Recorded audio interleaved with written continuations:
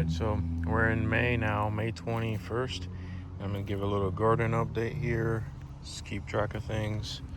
So here in the front of the yard, one of the colder areas, it's got northwest exposure. I don't have any tree coverage out here, so I put some loquats. Um, this year, after the brutal winter we had, this is a golden nugget loquat.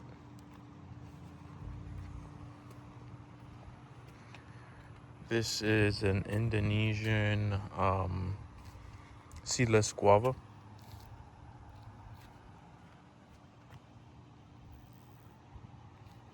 Just finished flowering. Doesn't look like it set any fruit.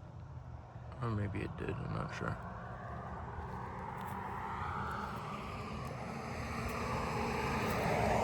This is a Cattleya strawberry guava. This tree is definitely Central Florida hardy. It did not blink at the winter, and it is producing very well. It's a beautiful tree. Actually, I think it would be a really good candidate to just do like a hedge out of. This is the lemon Cattleya guava, and look at this. This tree it's gotta have like hundreds and hundreds and hundreds of little guavas on it. It's just absolutely everywhere. Every single tip has guavas on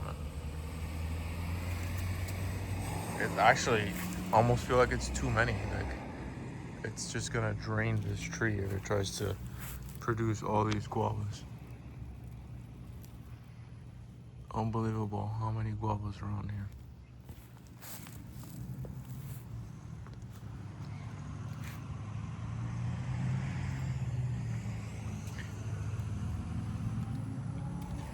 All right, so here, this is sweet tart mango. I planted as a 7-gallon, and really like this year, I know this has been going on for a while, but this year especially, like mangoes are much smaller than you would normally be able to get. So I bought this as a 7-gallon, but it was pretty much a freshly potted 3-gallon, and it is what it is. It's a sweet tart. This is replacing Allenport Banashan. That's the mango that was here, and it did not make it through the winter. I tried finding another Allenport Banashan, which is my favorite mango, but it's really hard to find. Right here we have a Super Alfonso mango, replacing my Super Alfonso, which also didn't make it. This one I bought as a 15-gallon tree.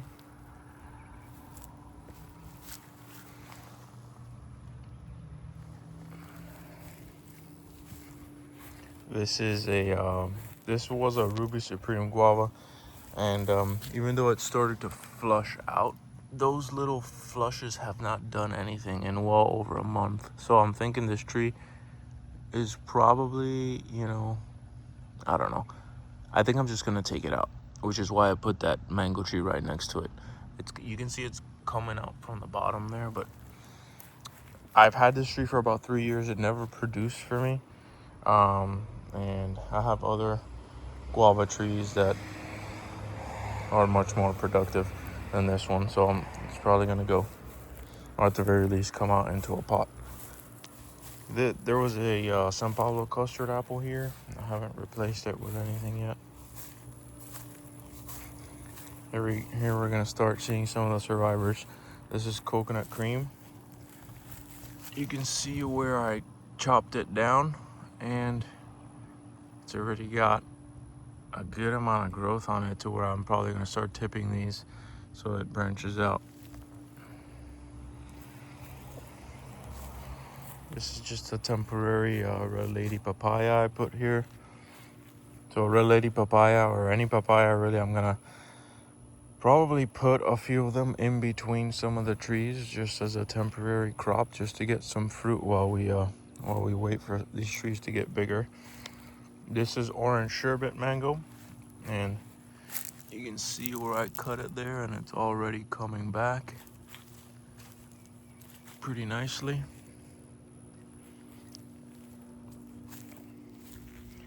This is an Olympian fig, and figs are not supposed to do great on the ground here because of root knot nematode, but these are so cheap. I mean, this tree with fruit on it already was like 15 bucks at Lowe's. So I'm just gonna, I have some in pots, but I've got one in the ground here just to see how it does. There was an Oro Negro avocado here, which did not make it. And I put a little, this was a little 3-gallon Quesar mango that I put right here. This was Venus mango, and you can see Venus mango started to come back. It had a full, a nice, beautiful flush to it, and then it just died back again. So that's something that I've seen, and it doesn't look like it's, yeah, it looks like it just died. It was coming back beautifully, and then it died. So I'm not getting totally excited about these trees that are coming back. I think this damage could be worse than we think. And this is just a prime example of it. The tree looked like it was coming back, and it had 1, 2, 3, 4 points of growth on there, with full size leaves, and then out of nowhere it just finished dying. This is a new tree in the ground. This is where my Super Alfonso used to be. This is a Sunbest nectarine, and this tree was about 3 times the size. It fruited in a pot. I cut it down to a more manageable size, and we're gonna let it reflush here. You can see actually some of the tree on the ground there. This is P22 mango. I actually did not think this mango was gonna come back, but looks like it's pushing one a little shoot there. So we'll see. We'll let it do its thing. There was another one coming out here, but it died back. This was, I think, the last of my mango trees to start pushing. This is my cac mango. You can see where I cut it there, and you can see where it's pushing back above the graft. These are some new trees here. This is a Fuyu persimmon. No, sorry. This is a Sun Racer nectarine, which I also, it was like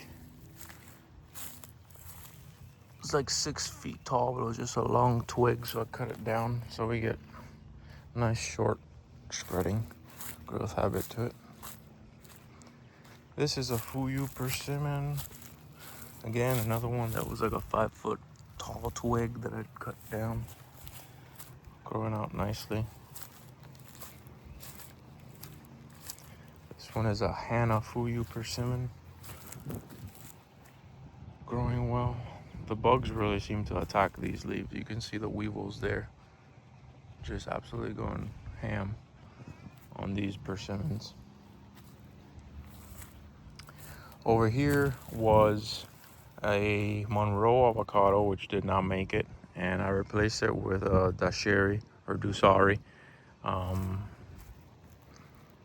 mango. This was a 25-gallon mango tree. And check this looper out here trying to eat my mango leaves. You guys see him there?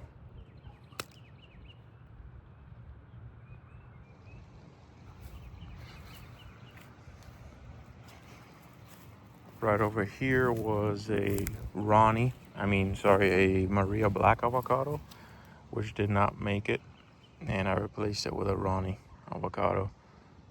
Again, another one that came super tall, lanky, very weird growth habit. I had to kind of just chop off most of the tree. I bought that one as well as a 15-gallon. And you can see right here, we're under this big oak tree. A lot of these trees under the oak tree did better, but still a lot of them died. This is right here. I had a little improved Pollock avocado, which also died, and I replaced it with a Morena Sapodilla, 15-gallon Morena Sapodilla. Yeah, these guys are the worst.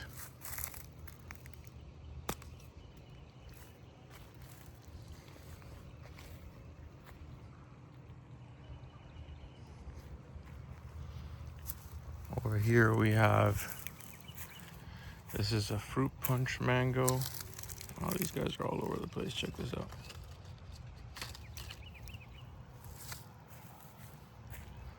This is fruit punch, and this is my thickest trunk, and you can see it pushing out quite nicely. There's Morgan in the background.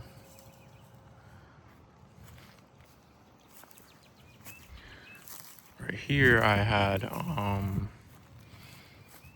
Hacia Sapodilla, and I replaced it with a Molish Sapodilla tree. So here's what I'll say. I've heard a lot of people say that Sapodillas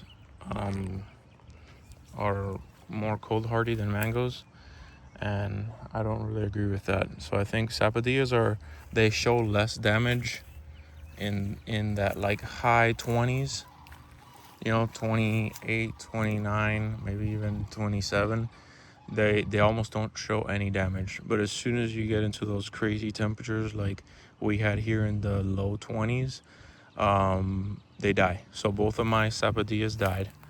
And this one was actually in an area where none of my mangoes that are in the same area died. So fruit punch was fine, and over there's Sampari, and it was fine. And then the Hacia Sapodilla that was here died.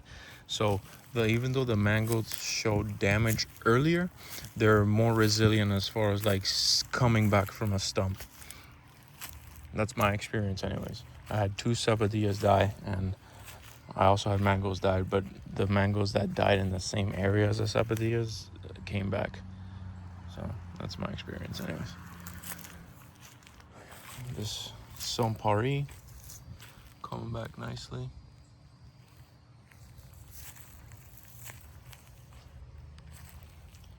This is Seacrest mango, pushing out nicely as well. These are some miracle fruit trees. They did pretty good. I didn't protect them at all. They are under this huge canopy, but this one didn't blink at all. That one over there kind of defoliated itself, but it's coming back. This empty spot here was a Nishikawa avocado. That's another one that started to come back and then just ended up dying off. This is a Ronnie avocado. This one was here, and it died back, and it's coming back right above the graft.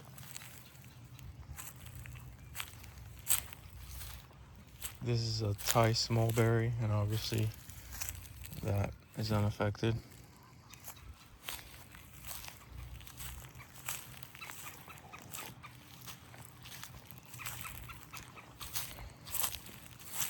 This area here had a bunch of jabos that I removed just because they weren't doing well here, even before the freeze.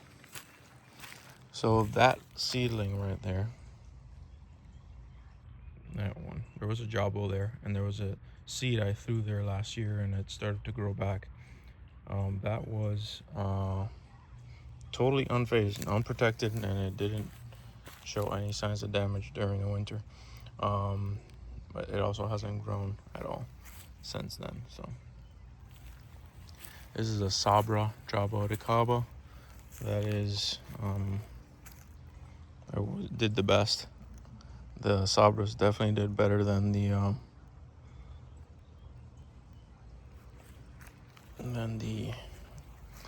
what do you call those? The red hybrids.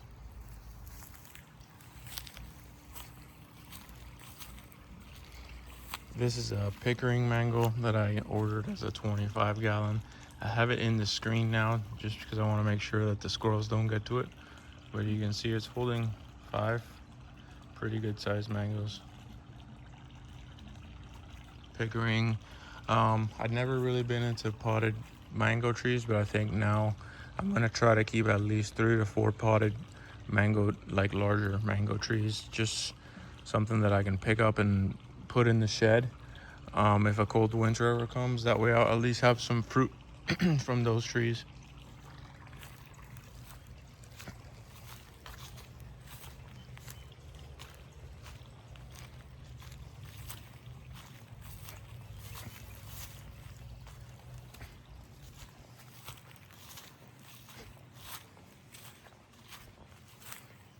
This is piña colada mango, and this is probably like the most beautiful foliage on any of my mangoes. I mean, this is just coming back super strong.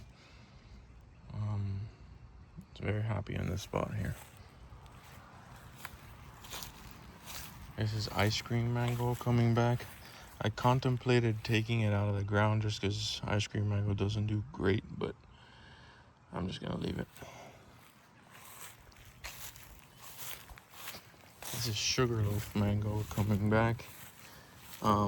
This mango actually had like 4 points of growth on it, and then my lawn guy ran it over, and then it came back for a second time. So definitely leaving him there. He deserves it. Check out the bougainvilleas, which had all completely burnt. They're all coming back really strong. These are some varietal pineapple guavas. You actually hear these just finished flowering. You can see that there. These are small young plants, but the reason I got it is because I have that pineapple guava there, which does great. It did not blink at the winter, and it flowers all the time, but it's just a seedling, and a lot of times they need some help to cross-pollinate. So I put these known varietal pineapple guavas here just to see what it does. Hopefully some or all of them will start fruiting. This was a Honeykiss mango, which it died back really close to the graft, so I just took it out. This is a day avocado. I planted this here after the freeze, and it was about twice this size, but it was just, 12-foot tall branch. It had fruit on it. I took the fruit off. I just want this this avocado to focus on growing here. This is the northwest side of my property, so day avocado is supposed to be fairly cold hardy, so that's why I put it here. There was a white Peri mango there, which I took out. It started to come back, but I took it out and put it in a pot, and then next to it I put a Yehuda loquat, and then this one is a Christmas loquat here.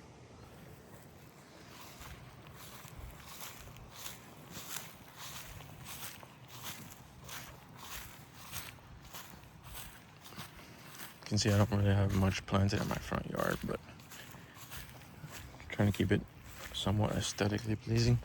But this is Homestead white sapote. It's bought it as a 7-gallon, and it actually had some winter damage on it when I bought it. But right now it's growing in beautifully. It looks really healthy and happy, so it's nice. We're back around here to these guavas and other mangoes that I showed you, but I want to show you real quick my potted stuff. So this is a Nam Doc Mai in a 15-gallon. This one actually has a decent size trunk. It's holding on to a couple of little Nam Doc Mai mangoes, and actually just setting fruit too in May. Did I say Namdak Mai? I meant Maha Chinook. This here is a 15-gallon Lisa Aramoya, and then next to it is a Cherry Lotta. And for the life of me, I can't seem to get these things to set fruit. But I'm trying to hand pollinate. It's just I'm not doing a very good job at it, I don't think.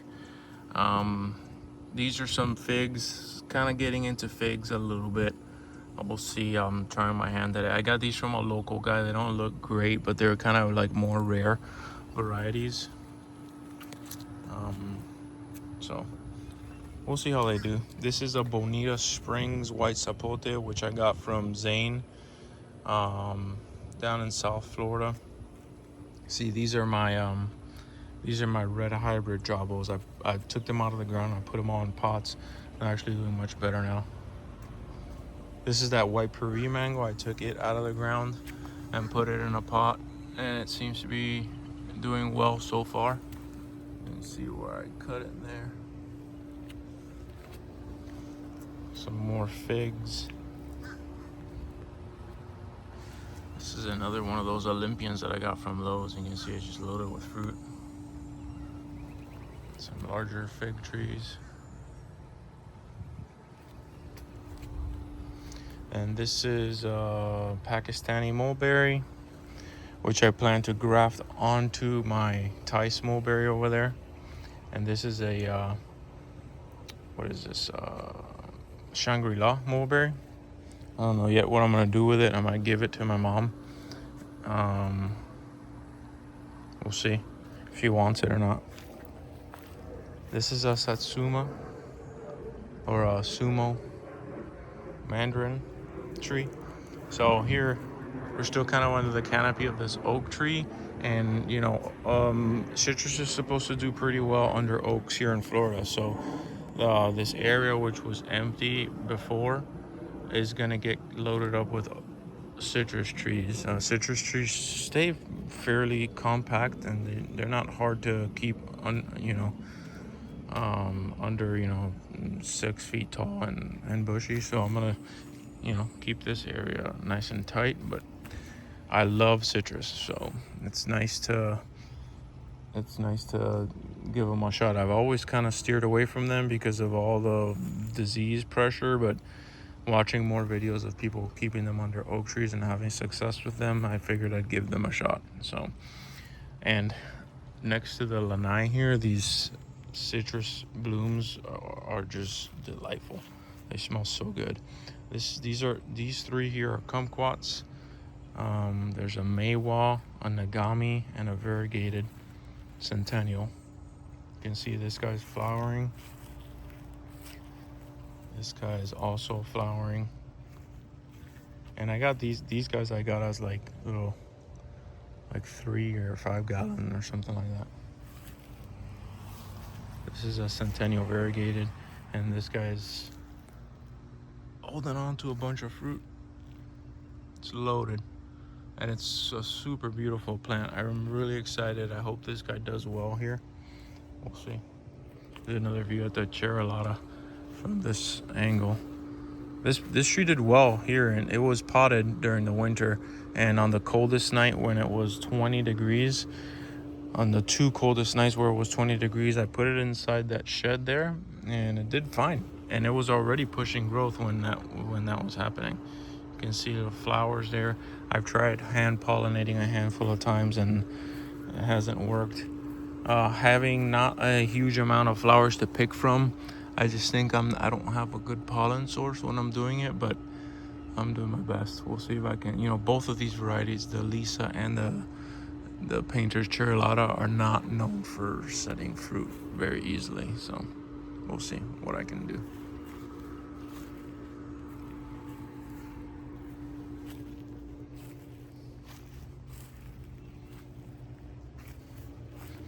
If you guys have never tried these kumquats, they're absolutely delicious. You have to eat the entire fruit, like with rind and all, because the skin and the rind is actually what's sweet, and then the pulp inside is sour.